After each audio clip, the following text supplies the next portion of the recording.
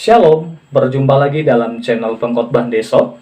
Hari ini kita akan melanjutkan pembelajaran kita tentang pondasi iman Kristen. Topik hari ini kita akan melanjutkan tentang Alkitab adalah firman Allah, namun kita berfokus kepada kesaksian Yesus tentang Alkitab Perjanjian Lama dan Kitab Perjanjian Baru. Apa sih yang Yesus saksikan sehingga kita dapat memegang hal itu untuk kita percayai bahwa Alkitab ini sesungguhnya adalah kitab yang patut untuk kita percayai dan memiliki kuasa dalam kehidupan kita. Mari kita lihat apa yang Yesus saksikan. Yang pertama, kita akan melihat kesaksian Yesus mengenai kitab Perjanjian Lama. Jika kita melihat pernyataan Yesus yang ditulis dalam Matius 5 ayat 17-18 dikatakan seperti ini.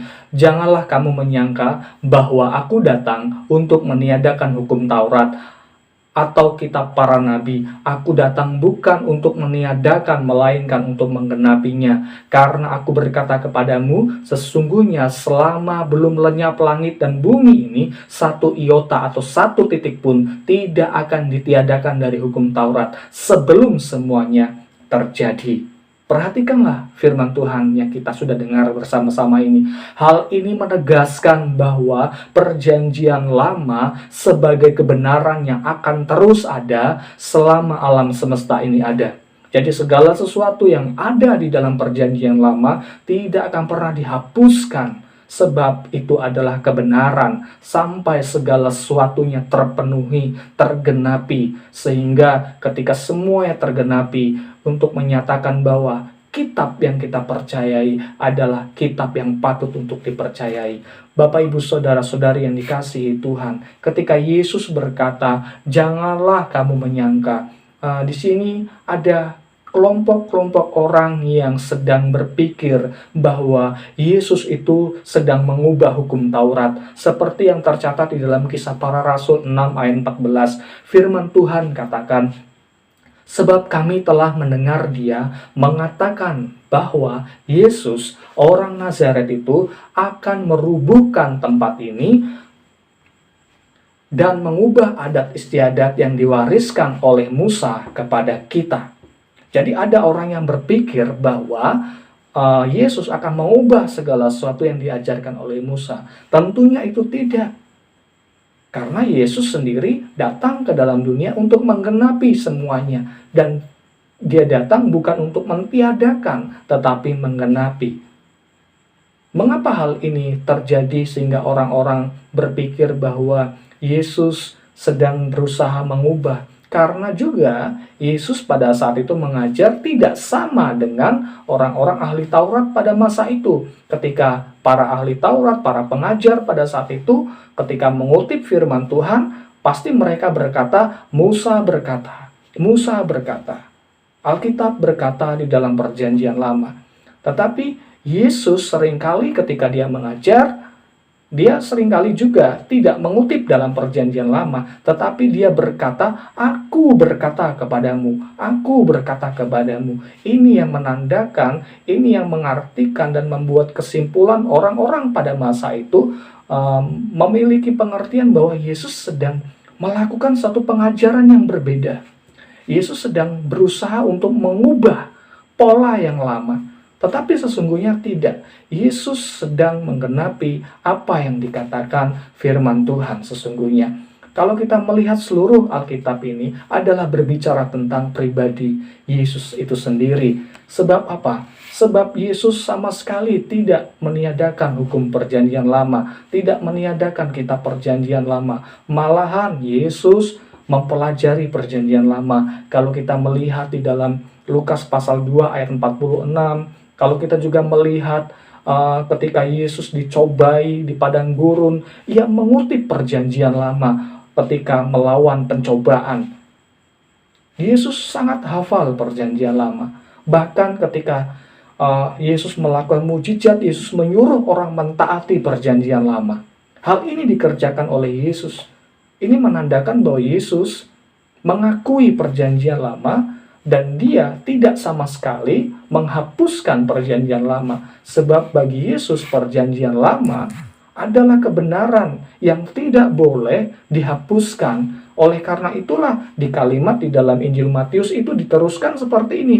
Sesungguhnya selama belum lenyap langit dan bumi ini, satu iota atau satu titik pun tidak akan ditiadakan dari hukum Taurat sebelum semua yang terjadi. Jadi kalau kita melihat kata iota merupakan huruf terkecil dalam abjad Yunani. Jadi dalam konteks ini, Yesus ingin menegaskan bahwa ia datang bukan untuk meniadakan perjanjian lama. Jadi Yesus ingin menegaskan bahwa dalam perjanjian lama tidak ada sedikit pun yang akan dibuang dalam kehidupan Yesus. Dan Yesus tidak membuang pengajaran-pengajaran dalam perjanjian lama, tetapi dia menggenapi seluruhnya dalam kehidupannya. Jadi pada prinsipnya adalah selama langit dan bumi belum lenyap, perjanjian lama adalah kebenaran yang akan tetap ada. Dan kebenaran akan tetap nyata di dalamnya. Maka dari itu, hal ini harus menjadi hal yang kita percayai, bahwa keberadaan dari perjanjian lama adalah hal yang patut untuk kita percayai. Sebab Yesus sendiri mengajarkan tentang perjanjian lama. Dan bahkan kalau kita melihat perjanjian lama sesungguhnya membuktikan kebenaran di dalam Yesus. Karena keberadaan Yesus membuktikan bahwa perjanjian lama adalah benar dan patut dipercaya. Karena sekian banyak nubuatan tentang Yesus terpenuhi di dalam pribadi Yesus. Ketika perjanjian lama menubuatkan tentang kelahiran Yesus, terpenuhi dalam pribadi Yesus. Bagaimana Yesus akan menderita, terpenuhi dalam pribadi Yesus. Ada seorang yang menulis, mencatat, ada sekitar 191 nubuatan yang benar-benar terpenuhi dalam kehidupan, kematian, dan kebangkitan Yesus. Hal ini memberikan suatu kebenaran dalam kehidupan kita, bahwa apa yang kita percayai adalah kebenaran. Alkitab yang kita percayai adalah kebenaran yang sejati, baik itu di dalam perjanjian lama maupun yang nanti kita akan bahas di dalam perjanjian baru. Hal ini membuktikan bahwa kita memiliki Alkitab yang patut untuk dipercayai. Yesus, kalau kita melihat dalam pribadi Yesus, Yesus dalam dirinya telah menunjukkan bahwa dia telah menggenapi apa yang telah dinubuatkan oleh para nabi tentang dirinya. Kalau kita melihat Lukas pasal 4 ayat 18-21 dan ayat 21, ketika Yesus membaca nats itu, Yesus dengan mengejutkan dengan berkata, pada hari ini genaplah nats ini sewaktu kamu mendengarnya. Jadi hal ini memberikan satu kesimpulan bahwa Yesus adalah pusat di dalam kekristenan. Yesus adalah pusat di dalam pengajaran dalam perjanjian lama. Dia telah menggenapi semuanya seperti yang dikatakan oleh para nabi. Maka dari itu, dari hal ini kita dapat menarik sebuah kesimpulan bahwa Yesus membenarkan perjanjian lama, dan perjanjian lama adalah kitab yang patut untuk dipercayai. Firman Allah yang sungguh-sungguh mampu mengubahkan setiap kehidupan kita, yang menyatakan pengajaran, kuasa, dan janji yang pasti akan tergenapi dalam setiap kehidupan kita. Itulah kitab perjanjian lama. Selanjutnya, apa yang Yesus saksikan mengenai kitab perjanjian baru? Mari kita perhatikan bersama-sama. Yesus memberikan perjanjian baru melalui Roh Kudus.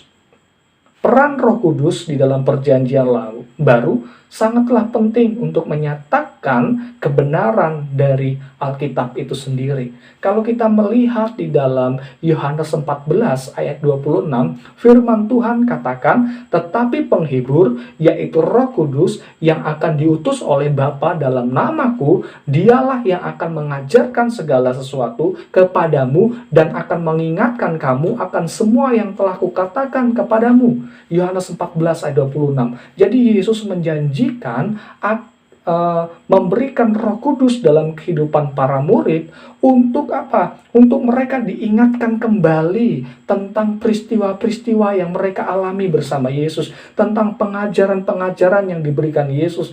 Jadi melalui kuasa Roh Kudus inilah para murid, para rasul menuliskan kitab perjanjian baru. Sehingga hal ini dijamin bukan berdasarkan pengetahuan mutlak manusia, tetapi oleh karena penerangan daripada kuasa Roh Kudus itu sendiri. Sehingga ketika para murid, para rasul menuliskan kitab perjanjian baru, sesungguhnya ini tidak berasal dari pemikiran manusia, tetapi berasal daripada Allah, di mana Allah memberikan satu ingatan yang begitu luar biasa, memberikan satu kuasa yang begitu luar biasa. Selanjutnya di dalam Yohanes 16 ayat 13 dikatakan seperti ini, tetapi apabila ia datang, yaitu Roh kebenaran, ia akan memimpin kamu ke dalam seluruh kebenaran, sebab ia tidak akan berkata-kata dari dirinya sendiri, tetapi segala sesuatu yang didengarnya, itulah yang akan dikatakannya, dan ia akan